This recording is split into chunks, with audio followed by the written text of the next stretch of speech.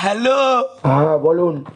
হ্যাঁ, কারেন্টের মিস্ত্রি বলছেন? কারেন্টের মিস্ত্রি বলছি, বলুন। এটা কি কারেন্টের অফিসে ফোন করেছি? হ্যাঁ বাবা, হ্যাঁ কারেন্টের হ্যাঁ। অফিস থেকেই বলছি, বলুন। কারেন্টের মিস্ত্রি স্যার, বলছিলাম কি আপনি 5 মিনিটের জন্য কারেন্টের লাইনটা একটু কেটে দিতে পারবেন? আপনি কি পাগল হয়ে গেছেন নাকি আপনার মাথা খারাপ হয়ে গেছে?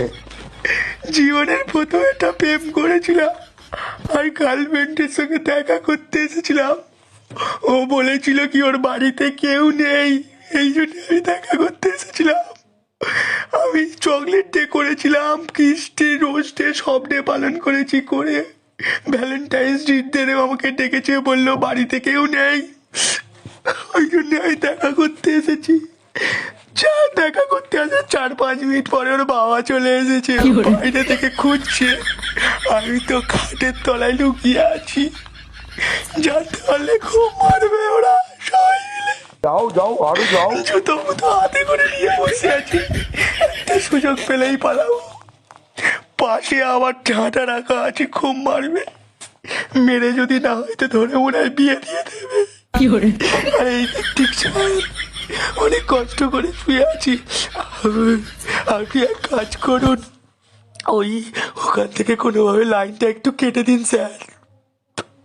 হ্যাঁ, লাইনটা একটু কেটে দিন, দিলে একটু অন্ধকার হয়ে গেলে আমি পালাবো, কোনোদিন আর আসবো না, আমি আর কোনোদিন প্রেম করবো না। বাড়িরে লোকজন নিয়ে খুঁজছে ওর বাবা।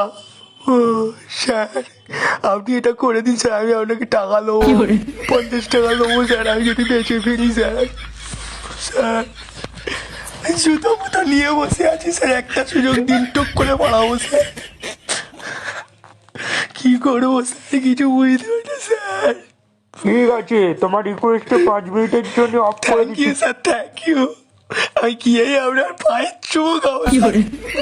আপনি আমার ভগবান হয়ে গেছে স্যার, ওখানে শুধু একবার 5টা মিনিটের জন্যই করে দিন স্যার।